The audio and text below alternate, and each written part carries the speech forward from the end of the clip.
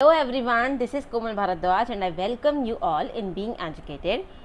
तो इस वीडियो में कॉन्स्टिट्यूशन ऑफ इंडिया का इंट्रोडक्शन है। ओके, तो वीडियो को लास्ट तक देखना, ठीक है। और वीडियो के लास्ट में एक गुड न्यूज़ है आपके लिए, जो आपके सभी गवर्नमेंट एग्ज़ाम को क्रैक करने में आपकी हेल्प करेगी, और वो जितना भी एफर्ट है वो बिल्कुल फ्री ऑफ कॉस्ट है। तो वीडियो को लास्ट तक देखना, जिससे आप अनाउंसमेंट को भी सुन पाएँ। ओके, और जो अनाउंसमेंट है वो आपकी ड्रीम जॉब को अचीव कराने में आपकी पूरी मदद करेगा, अगर आप अच्छे से उसे फॉलो करेंगे तो। ओके, तो अभी कॉन्स्टिट्यूशन पढ़ते हैं, और अभी चैनल को सब्सक्राइब कर लेना और बेल आइकन को प्रेस कर लेना, और वीडियो को शेयर कर देना अपने दोस्तों के साथ, और वीडियो को लाइक भी कर देना, ठीक है। तो अभी शुरू करते हैं constitution of India. Constitution of India को अच्छे से पढ़िए, ताकि एक भी क्वेश्चन आपके एग्ज़ाम में कॉन्स्टिट्यूशन ऑफ इंडिया से मिस ना हो। अगर आप इन वीडियोज़ को जो मैं यहाँ अपलोड कर रही हूँ, आप रोज़ उन वीडियोस को देखेंगे, तो मैं गारंटी ले रही हूँ कि एक भी क्वेश्चन आपका कॉन्स्टिट्यूशन ऑफ इंडिया से मिस नहीं होगा, ठीक है। चाहे आपको वो डिफेंस एग्जाम हो, सीडीएस में तो बहुत ही ज़्यादा पूछी जाती है कॉन्स्टिट्यूशन ऑफ इंडिया। तो वीडियो को अच्छे से देखिए, किसी भी defence exam, SSC exam, railway exam, PCS exam, सबके लिए इंपॉर्टेंट है constitution of India. So video को ध्यान से देखिएगा और अच्छे से देखिए, अच्छे से नोट्स बनाइए, क्वेश्चन की प्रैक्टिस कीजिए, ताकि एक भी क्वेश्चन मिस ना हो। Okay, so let's start the video. Our first question is, which of the following exercise the most profound influence in framing the Indian Constitution? तो इंडियन कॉन्स्टिट्यूशन को फ्रेम करने में जो प्रोफाउंड इन्फ्लुएंस है, अहम भूमिका है, वो किसकी है? ब्रिटिश कॉन्स्टिट्यूशन की, यूएस कॉन्स्टिट्यूशन, आयरिश कॉन्स्टिट्यूशन, या तो फिर गवर्नमेंट ऑफ इंडिया एक्ट 1935? तो the correct option is government of India act 1935 की अहम भूमिका है इंडियन कॉन्स्टिट्यूशन को फ्रेम करने में। Okay, now move on to the next. हाँ, these are some salient features of Government of India Act 1935 and these are some points 1, 2 and 3. Point number 1 ये कहता है कि जो एबोलिशन है प्रोविंशियल डायर्ची का हुआ था। प्रोविंशियल डायर्ची मतलब जो प्रोविंसेस हैं जहाँ राजा राज करते हैं, वहाँ पर डायर्ची को एबोलिश किया गया था, एंड इंट्रोडक्शन किया गया था डायर्ची का एट द सेंटर पर। Okay, next point is that कि जो इंडियन काउंसिल है उसको तो हटा दिया था, और उसकी जगह पर एडवाइजरी बॉडी लेकर आए थे according to the act of 1935।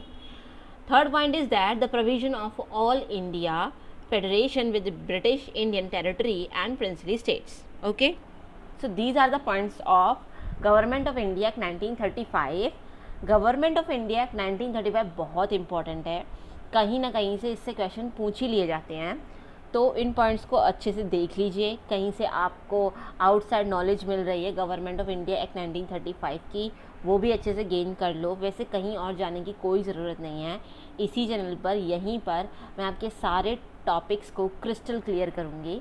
तो वीडियो को अच्छे से देखिए, ठीक है। Now move on to the next. The first attempt to introduce a representative and popular element in the governance of India was made through. It was made through Indian Council Act 1861. ये जो भी हुआ था वो Indian council act 1861 के तहत हुआ था। तो जैसे government of India act 1935 important है, वैसे ही गवर्नमेंट ऑफ इंडिया एक्ट 1861 और could say Indian council act 1861 भी इंपॉर्टेंट है। तो इसके भी कुछ सीलियंट फीचर्स हैं, उनको हम पढ़ लेते हैं। And these are some features. ये फीचर्स दिखने में बहुत बड़े हैं, लेकिन बिलीव मी, अगर आप इन फीचर्स को मेरे से अच्छे से सुनेंगे ना, ध्यान से, तो ये आसान लगने लगेंगे, इनको पढ़ने की ज़रूरत ही नहीं होगी, ठीक है। तो पहले पॉइंट में क्या लिखा है? पहले पॉइंट में लिखा है जो वाइसरॉय थे उस टाइम पर, लॉर्ड कैनिंग, उन्होंने क्या किया था 1862 में, जो उनकी एक्सपेंडेड काउंसिल थी उसमें कुछ नॉन ऑफिशियल मेंबर को ऐड किया था। वो नॉन ऑफिशियल मेंबर्स जो थे वो इंडियंस थे, और उनका नाम था the Raja of Banaras, the Maharaja of Patiala and sir Dinkar Rao. अब लॉर्ड कैनिंग को क्यों इनको ऐसा आइडिया आया कि इंडियंस को ऐड करना चाहिए, उन्होंने ब्रिटिशर्स को क्यों नहीं ऐड किया? तो द रीज़न इज़ दैट 1857 में रिवॉल्ट हुआ। ओके, तो जो क्वीन थी उनको लगा कि लोगों के मन में अब आज़ादी की लड़ाई आ गई है, तो उसको शांत करने के लिए उन्होंने 1861 का एक्ट लेकर आए वो, और उन्होंने सोचा कि हम इंडियंस को अपने साथ लेंगे, अपने साथ काम करवाएंगे, तो लोगों को लगेगा कि हाँ, अब हमें टेंशन लेने की कोई बात नहीं है, इंडियंस भी काम कर रहे हैं, तो जो भी लॉ होगा वो हमारे अगेंस्ट नहीं होगा, हमारे हित में होगा, ठीक है। तो सबको शांत करने के लिए ये एक्ट आया था, 1861 का act. Okay, move on to the next point. Next point is saying that कि जो रेगुलेशन एक्ट था 1773 में, सिर्फ कहानी की तरह सुनना है आपको. ओके, इन सबको बाद में पढ़ लेना, पहले मेरी बातों को सुनो, स्क्रीनशॉट ले लेना, ठीक है, नोट्स बना लेना, लेकिन अभी मेरी बातों को अच्छे से सुनो. जो रेगुलेटिंग इंडिया एक्ट आया था 1773 में, उसने क्या किया था कि जो मद्रास है और बॉम्बे है, उन दोनों की पावर को सेंट्रलाइज कर दिया. अब सेंट्रलाइज का मतलब क्या होता है? सेंट्रलाइज का मतलब होता है मद्रास और बॉम्बे, इन दोनों की पावर को सेंट्रलाइज कर दिया. ठीक है, किसी एक अथॉरिटेटिव बॉडी के पास इन दोनों की पावर होंगी. लेकिन क्या होता है इस एक्ट के थ्रू कि ये एक्ट इन दोनों की पावर को डिसेंट्रलाइज कर देता है. मतलब मद्रास की पावर अलग और बॉम्बे की पावर अलग, इन दोनों की पावर अलग हो गई, तो ये इन्होंने कंप्लीट ऑटोनॉमस बन चुके हैं ये. और 1937 तक आते आते इन्होंने अपने अंदर कंप्लीट इंटरनल ऑटोनॉमी हासिल कर ली थी. ओके, तो यही है सेकेंड पॉइंट में, और कुछ नहीं है. थर्ड पॉइंट में ये है कि जो लेजिस्लेटिव काउंसिल है वो बंगाल में, north western part of India में, पंजाब में बन चुकी थी at the date of 1862, 1886, 1897 respectively. Move on to the next. Second point जो है, सॉरी सेकेंड नहीं, फोर्थ पॉइंट है ये. ठीक है, फोर्थ पॉइंट में ये बोलते हैं कि जो वाइसरॉय हैं अब उनके पास ये पावर आ गई थी कि वो जो बिजनेस ट्रांजैक्शन होंगे उनके कन्वीनियंस के लिए वो रूल्स बना सकते हैं, ऑर्डर दे सकते हैं. ठीक है, so this is the act of 1861. आगे के जो फर्दर पॉइंट्स हैं इनको मैंने एक्सप्लेन करके यहाँ लिखा है, तो यहाँ देख लेते हैं. 1861 के जो एक्ट आया था उसमें ये भी था कि जो लॉर्ड कैनिंग की जो एक पोर्टफोलियो सिस्टम था लॉर्ड कैनिंग का 1859 में, ठीक है, तो उसको थोड़ा मॉडिफाई किया. 1859 का जो पोर्टफोलियो सिस्टम था, अब पोर्टफोलियो सिस्टम क्या होता है? पोर्टफोलियो सिस्टम इज़ दैट जिसमें एक व्यक्ति किसी एक डिपार्टमेंट को संभालेगा. ओके, ये था पोर्टफोलियो सिस्टम. लेकिन 1861 में इसको मॉडिफाई किया, और मॉडिफाई करने के बाद इस सिस्टम में कुछ चेंजेस आए, जिसमें थे कि एक व्यक्ति जो है वो एक से ज़्यादा डिपार्टमेंट को संभालेगा. ओके, और उस डिपार्टमेंट का जो फाइनल डिसीजन होगा ना उस व्यक्ति का होगा, जो व्यक्ति वो कहेगा उस डिपार्टमेंट के बारे में वही फाइनल माना जाएगा. ठीक है, so this is the point. Move on to the next. ये जो एक्ट है 1861 का, ये पावर देता है वाइसरॉय को कि वो इशू करते हैं ऑर्डिनेंस को, वो इशू कर सकते हैं. अब वो ऑर्डिनेंस को कब इशू करेंगे? ऑर्डिनेंस को इशू तो प्रेसिडेंट करते हैं ना, तो वाइसरॉय क्यों, मतलब गवर्नर जनरल करेंगे ना एट द टाइम. तो क्यों करेंगे अभी? तो उनको वो इसलिए करेंगे ताकि अगर इमरजेंसी लग जाए तो वाइसरॉय के पास ये अधिकार है कि वो ऑर्डिनेंस को इशू कर सकते हैं without the concurrence of legislative assembly और सुप्रीम कोर्ट. ठीक है, लेकिन उस ऑर्डिनेंस की जो लाइफ स्पेन होगी वो सिर्फ और सिर्फ 6 मंथ की होगी. ठीक है, so this is the act of 1861. अभी इसका रिव्यू ले लेते हैं. आप मेरे साथ बोलिए, बिल्कुल भी देखना मत. ठीक है, पहला जो था वो ये था कि जो ब्रिटिशर्स थे उन्होंने, ब्रिटिशर्स में कौन? Viceroy Lord Canning. उन्होंने क्या किया? 3 मेंबर को अपनी एक्सपेंडेड काउंसिल में शामिल किया, जिनका नाम था बनारस की राजा और महाराज of Patiala and sir Dilkan Rao. ठीक है, पहला पॉइंट अलग हटाओ. सेकेंड पॉइंट ये था कि रेगुलेटिंग एक्ट 1773 आया, उसने बॉम्बे और मद्रास की पावर को सेंट्रलाइज किया, लेकिन इस एक्ट के आते आते इन दोनों पावर को डिसेंट्रलाइज कर दिया. ओके, और दोनों ने 1937 में ऑटोनॉमस हो चुके हैं. ठीक है, move on to the next. अब लेजिस्लेटिव काउंसिल इस्टेब्लिश्ड हुई पंजाब में, नॉर्थ वेस्टर्न इंडिया में एंड बंगाल में. ठीक है, move on to the next. Viceroy के पास ये पावर आ चुकी थी कि वो बिजनेस ट्रांजैक्शन की कन्वीनियंस के लिए ऑर्डर्स चला सकते हैं, रूल्स चला सकते हैं. ठीक है, और फिर ये भी था कि जो लॉर्ड कैनिंग की जो पोर्टफोलियो सिस्टम था वो भी मॉडिफाई हुआ. पोर्टफोलियो सिस्टम में जो मॉडिफाइड पोर्टफोलियो सिस्टम था उसमें एक व्यक्ति एक से ज़्यादा डिपार्टमेंट को संभाल सकता है और उस व्यक्ति का फाइनल डिसीजन ही माना जाएगा उस डिपार्टमेंट के लिए. ठीक है, लास्ट पॉइंट ये था कि जो वाइसरॉय हैं अब उनके पास ये पावर होगी कि वो ऑर्डिनेंस इशू कर सकते हैं without the concurrence of legislative council in the emergency, सिर्फ और सिर्फ इमरजेंसी के टाइम पर. और उस ऑर्डिनेंस की जो लाइफ स्पेन होगी वो 6 महीने की होगी. ठीक है, बातों को ध्यान से सुनिए. ठीक है, और मेरे साथ रिवाइज करते रहिए, तो आपको रटने की कोई ज़रूरत नहीं होगी. अच्छे से सुनिए, वीडियो को 1-2 बार देखिए, आपको सब कुछ अपने आप ही याद हो जाएगा. Okay, move on to the next. Which of the following act introduced communal electorate in India? And what is communal electorate? communal electorate क्या है? ये इंट्रोड्यूस तो हुआ इंडिया में, लेकिन ये है क्या? कम्युनल इलेक्टोरेट होता है separate electorate to the Muslim. Communal electorate means separate electorate to the Muslim. इसका मतलब ये नहीं कि मुस्लिम को एक अलग समुदाय मिल गया, मुस्लिम वहीं रहेंगे, नहीं। इसका मतलब है कि जो मुस्लिम लीडर्स हैं, मुस्लिम मेंबर्स हैं, वो तभी के तभी इलेक्ट होंगे जब मुस्लिम वोटर्स वोट करेंगे, ठीक है। तो ये इंट्रोड्यूस हुआ था गवर्नमेंट ऑफ इंडिया एक्ट 1909 के तहत। Okay, Indian council act 1909 is the right option of this question, option C. Okay, तो 1909 का जो एक्ट है उसको हम मोरले मिंटो रिफॉर्म भी बोलते हैं।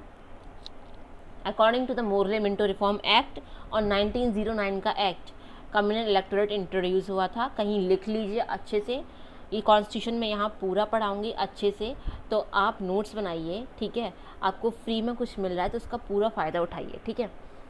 तो अभी 1909 में मोरले मिंटो रिफॉर्म आ गया था। मोरले मिंटो रिफॉर्म ने कम्युनल इलेक्टोरेट इंडिया में इस्टेब्लिश कर दिया था। कम्युनल इलेक्टोरेट का मतलब है सेपरेट इलेक्टोरेट, और सेपरेट इलेक्टोरेट का मतलब है मुस्लिम लीडर्स जो होंगे वो सिर्फ और सिर्फ मुस्लिम वोटर्स की तरफ से ही इलेक्ट होंगे, ठीक है। So this is the communal electorate in India.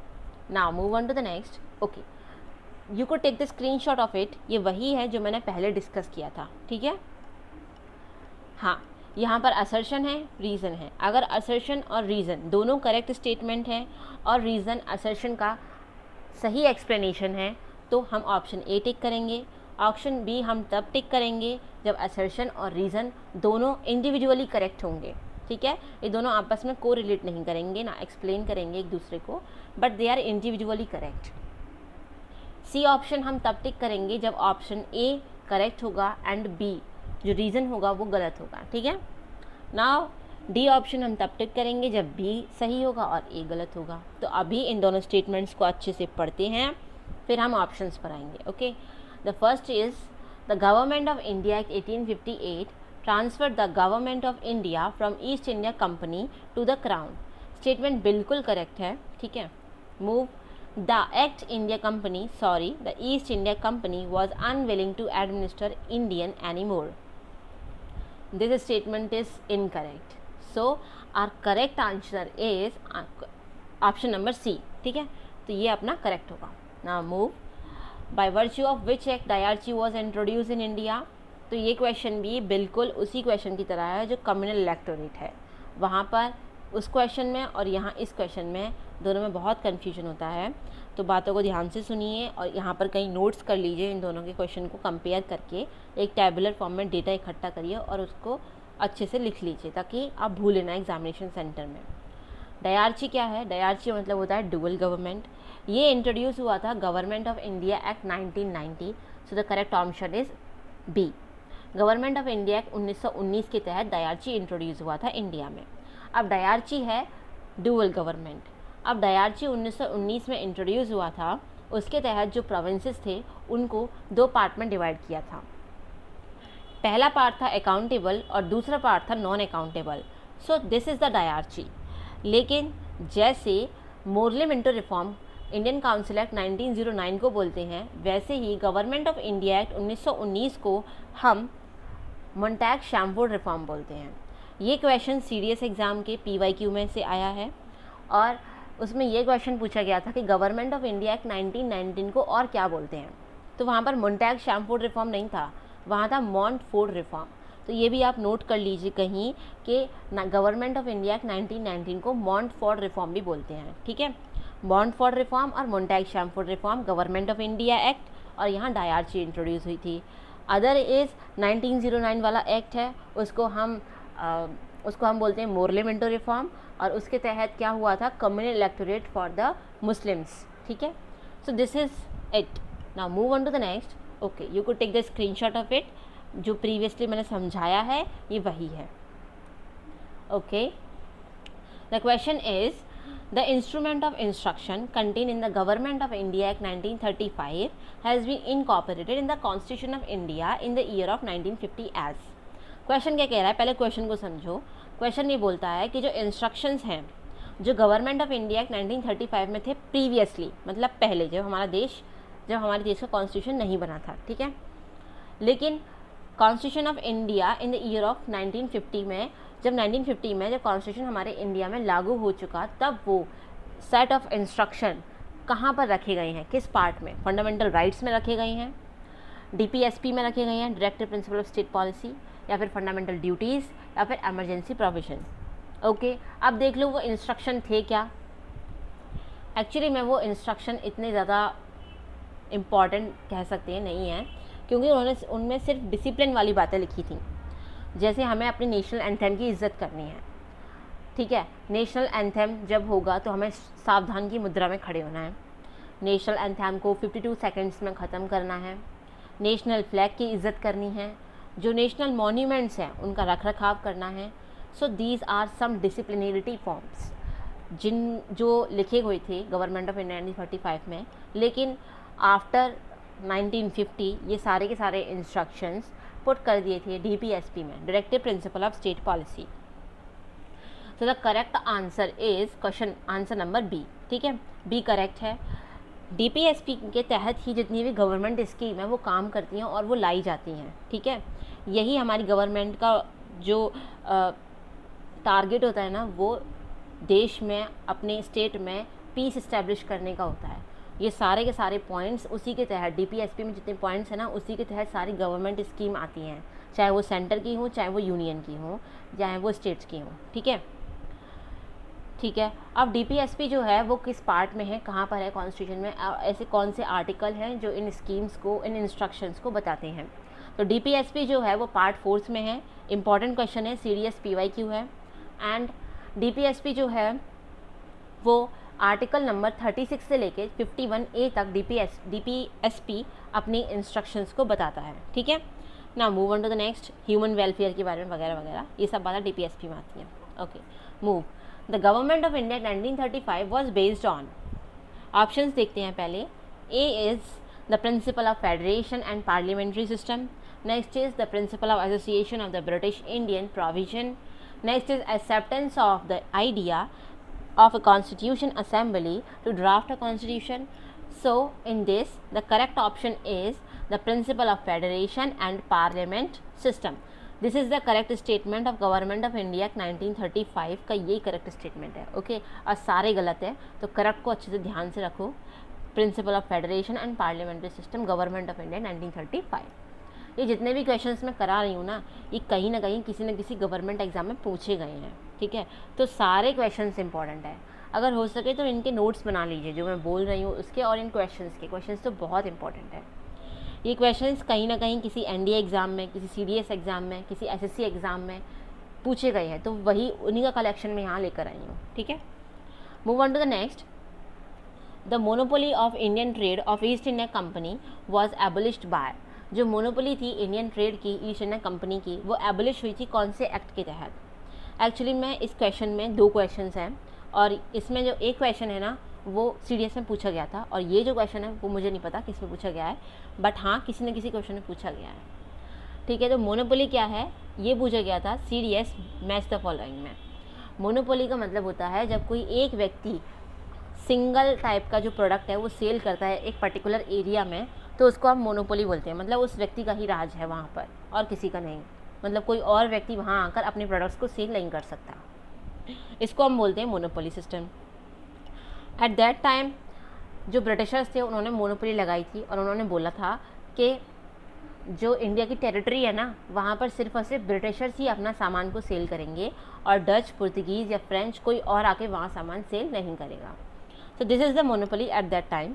लेकिन ये एबोलिश हुई थी according to the act of charter act 1813।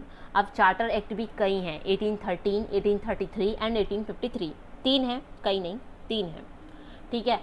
तो जो इम्पॉर्टेंट है मैं वो उन्हें बताऊंगी, और सारे ही बता दूंगी एट द एंड, लेकिन जो इम्पोर्टेंट है उन्हें मैं पहले बताऊंगी, ठीक है, क्योंकि जो इम्पोर्टेंट है उन पर ज़्यादा फोकस करना चाहिए। पढ़ने को तो बहुत कुछ है, ठीक है, तो ध्यान से पढ़ो। So in this question the correct option is option number B, charter act 1813।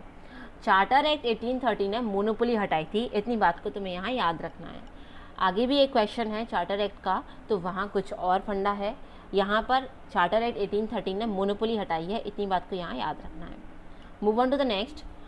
Consider the following act. Okay, यहाँ पर कुछ एक्ट्स को दिया है और इनको हम क्रोनोलॉजिकली सेट करेंगे कि कौन सा एक्ट पहले आया, फिर कौन सा, फिर कौन सा। ओके तो इनकी डेट्स मैंने यहाँ लिख दी हैं।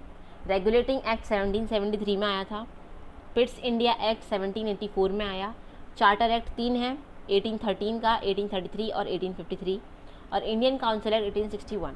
अब 1773 पहले आएगा, ठीक है, उसके बाद 84 आएगा, फिर ये सारे आएंगे और उस सबसे लास्ट में ये। तो 1 2 3 4 इज़ द आंसर। देख लेते हैं कौन से ऑप्शन में है। ऑप्शन नंबर 1 में ही है, पहले ही दिख गया, ठीक है, तो इसे टिक करो और आगे बढ़ो। चलो हटो, ठीक है। Consider the following statement, the objective of Montagu Chelmsford reform in 1919 was, ठीक है, 1919 का मोन्टैग शैमफोर्ड रिफॉर्म, इसको मॉन्टफोर्ड रिफॉर्म भी बोलते हैं। प्लीज़ इसे कहीं लिख लीजिए क्योंकि ये सीरियस PYQ का क्वेश्चन है, ठीक है। तो अभी इसके ऑप्शंस देखते हैं कि कौन सा ऑप्शन ठीक है। तो डायरची इंट्रोड्यूस हुई थी, करेक्ट है। To give the power to local government, first option is to give power to the local government, correct option है। To establish dyarchy in the province, correct है। The extension of provincial government, ये भी correct है। तो तीनों statement इसमें correct हैं and the answer is option number D is the correct option, ठीक है। Now move on to the next. Consider the following with reference to the provision of government of India 1935, okay, इसको भी देख लेते हैं। Establish of all India federation, correct है। Provincial autonomy with a government responsible to an elected legislature, it is also correct statement. And redistribution of provinces and the creation of new provinces, which of, okay, creation of new provinces, that's it। ये तीनों statement correct हैं, ठीक है। तो इसमें option number A correct option होगा, ठीक है। Now move on to the next. अच्छे से देख लेना इन क्वेश्चंस को, you could take the screenshot, कहीं नोट्स बना लो, और ये क्वेश्चन बहुत इंपॉर्टेंट है, बार बार बोल रही हूँ, okay. Move. With reference to the colonial period of India, the trade monopoly in East India Company was ended by। अब जहाँ मोनोपोली आ गई और जहाँ एंड आ रहा है, एंड आ रहा है या एबोलिशन आ रहा है, तो वहाँ आंख बंद करके टिक करना है ऑप्शन चार्टर एक्ट 1813 वाला, ठीक है। इसमें ऑप्शन सी करेक्ट होगा। Charter act 1813 is the right option, ठीक है ना। Move on to the next, क्योंकि चार्टर एक्ट 1813 ने ही मोनोपोली को हटाया था, ठीक है, इंपॉर्टेंट क्वेश्चन है। Move. Consider the following statement with reference to the provision of Morley Minto reform act in colonial India, okay. Morley Minto reform क्या है? 1909 वाला एक्ट है जो पहले अभी हम लोगों ने पढ़ा था। इस एक्ट के तहत क्या हुआ था कि कम्युनल इलेक्टोरेट आया था, ठीक है। और मैं कुछ एक और थोड़ा एडिशनल पॉइंट है वो बताना चाहूँगी। जो मोरले मिंटो रिफॉर्म है, एट द टाइम 1909 के समय पर क्या था कि जो मोरले थे वो वहाँ के सेक्रेटरी थे और जो मिंटो थे वो वहाँ के वाइसरॉय थे। सो उस एक्ट का नाम पड़ा मोरले मिंटो रिफॉर्म, ठीक है, 1909 वाला एक्ट, ठीक है। अब इसके ऑप्शंस देख लो। The Morley Minto act raise the number of additional number of central legislation. Next is in introduce the principle of communal representation in legislature, correct statement है। It empowered the legislation to discuss the budget and to move the resolution, ये भी correct statement है। सो इसमें answer number 2 and 3 correct होंगे, दोनों के दोनों। तो option number B is the correct statement of this, ठीक है। Now move on to the next. 2 independent states India and Pakistan was created by. अब इंडिया एंड पाकिस्तान दोनों इंडिपेंडेंट स्टेट्स हैं, उनको अलग अलग किया गया था according to the plan of Mountbatten plan, 3 June plan के अकॉर्डिंग, और उसको इंडियन इंडिपेंडेंस एक्ट भी बोलते हैं। तो the correct option is D. अब आपको स्लैश करके क्या लिखना है अपने नोट्स में? Indian independence act, Mountbatten plan, ये लिखना है, और स्लैश करके लिखना है 3 जून प्लान 1947। इन तीनों एक्ट का एक ही काम है, इंडिया और पाकिस्तान को अलग करना और हमारे देश को आज़ादी दिलाना, ठीक है। मूव। यहाँ असर्शन रीज़न वही फंडा है जो पहले अभी डिस्कस किया था। अभी इन स्टेटमेंट को पढ़ते हैं, फिर ऑप्शन टिक करेंगे, okay. The assertion is the government of India act 1999 1999 was passed by the British parliament to introduce dyarchy at the provincial government. ये बिल्कुल करेक्ट नहीं है, बिल्कुल गलत स्टेटमेंट है। 1999 में बिल्कुल डायरची इंट्रोड्यूस नहीं हुई थी, 1919 में हुई थी, ठीक है, तो ये गलत है। रीज़न देख लो। Montagu Chelmsford reform 1919 reform committee has recommended introduction dyarchy in provincial government, बिल्कुल करेक्ट स्टेटमेंट है। So reason is correct, assertion is wrong. तो कौन सा ऑप्शन हमें टिक करना है? ऑप्शन नंबर डी टिक करना है। So option number D is the correct answer of this question. Move on to the next, okay. Consider the following statements related to the act of 1973, okay। was passed by the British Parliament in order to establish parliamentary control over the administration to East India Company territory in India. Correct है. Next is make the Governor General of Bengal as the Governor General of Bengal. Make the Governor of Bengal as the Governor General of Bengal. तो जो पहले governor थे बंगाल के उनका नाम था Robert Clive, और जो गवर्नर जनरल ऑफ बंगाल थे पहले उनका नाम था वैरन हेस्टिंग. इंपॉर्टेंट है, कहीं नोट कर लो. Third point is end of dual system administration in India. ये तीनों स्टेटमेंट करेक्ट हैं. ठीक है, अच्छा क्वेश्चन है, इसको कहीं नोट कर लेना. और जो पहले गवर्नर थे बंगाल के वो रॉबर्ट क्लाइव हैं, और पहले गवर्नर जनरल हैं बंगाल के वो वैरन हेस्टिंग हैं. ठीक है, तो ऑप्शन तीनों के तीनों सही होंगे इसमें. तो option A is the correct answer of this question. Move on to the next question. The first definite step to provide parliamentary control over East India company was taken bye.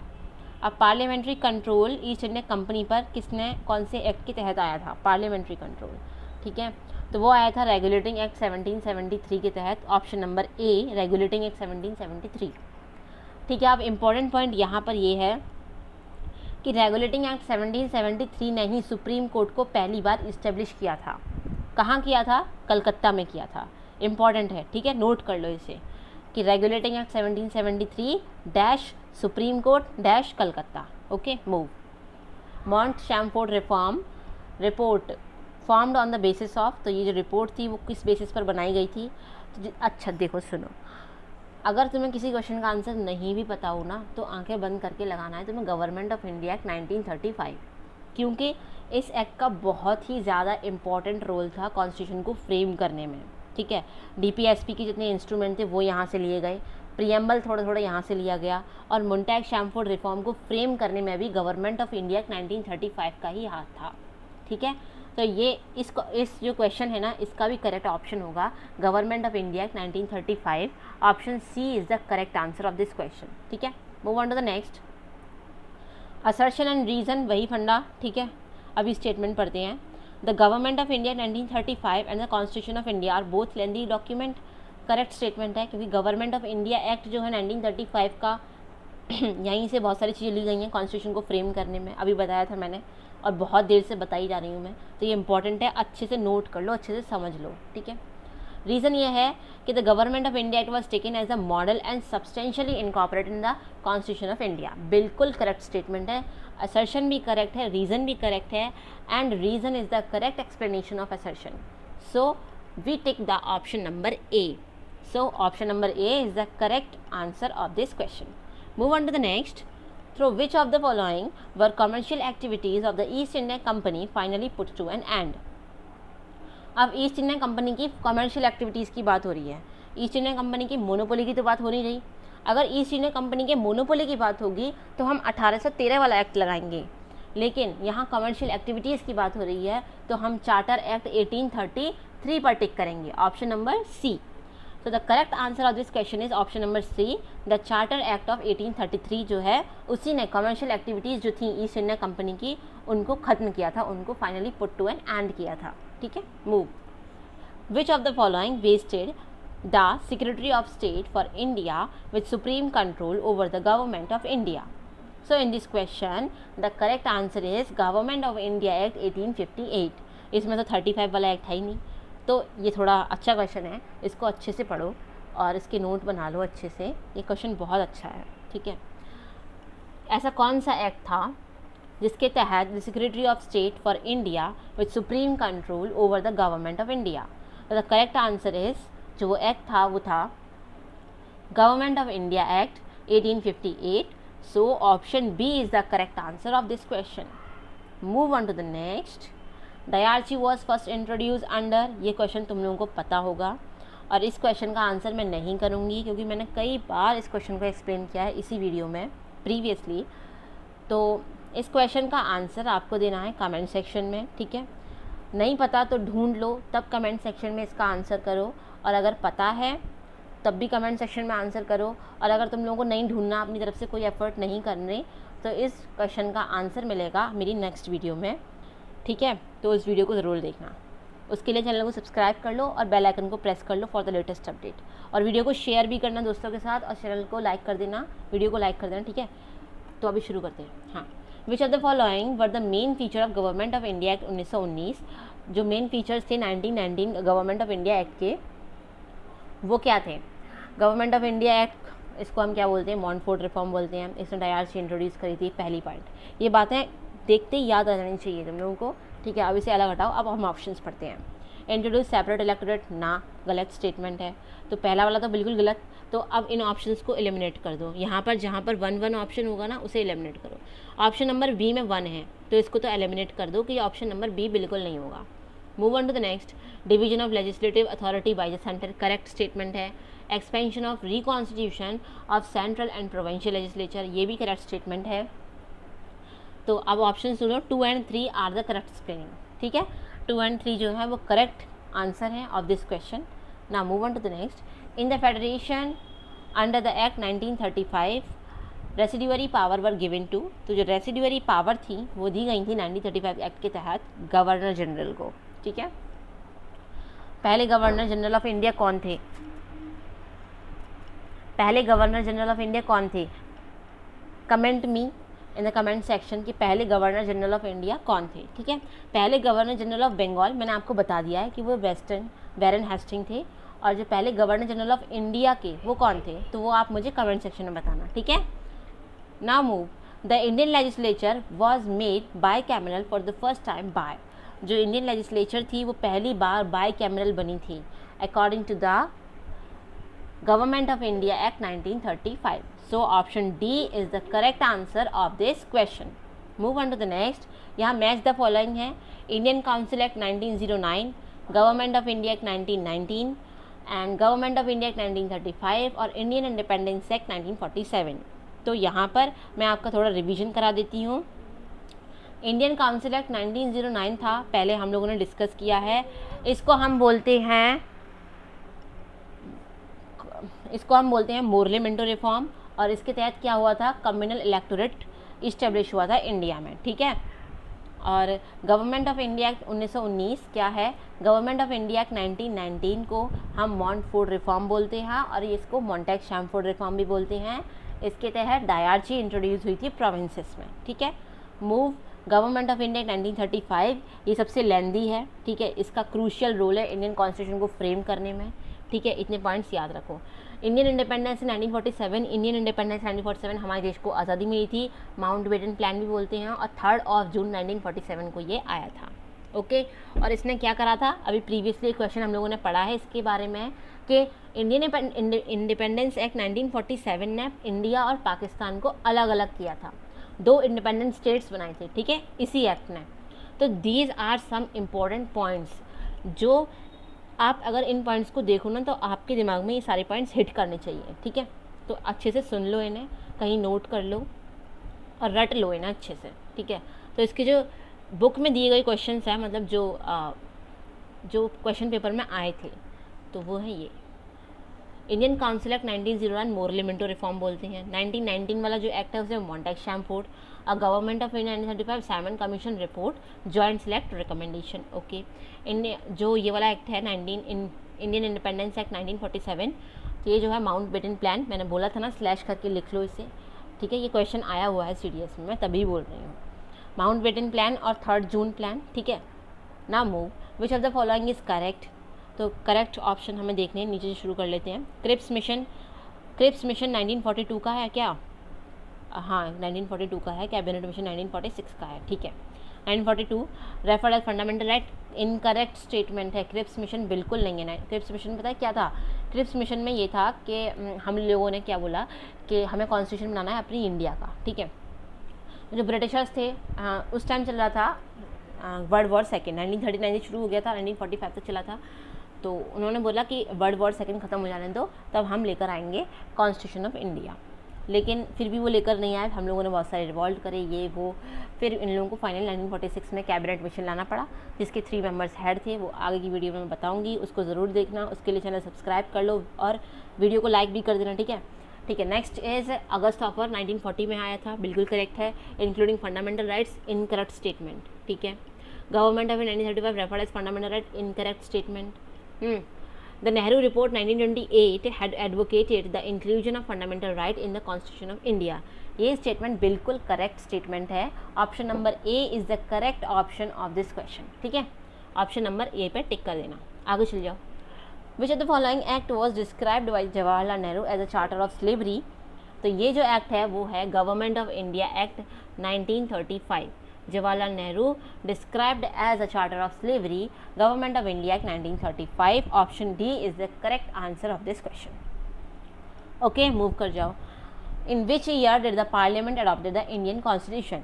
तो कौन से ईयर में parliament ने adopt किया था Indian constitution को. बहुत easy question है. ठीक है, 26 जनवरी 1950 को पार्लियामेंट ने अडॉप्ट किया था इंडियन कॉन्स्टिट्यूशन को. अब इंडियन कॉन्स्टिट्यूशन कब बन के तैयार हो गया था.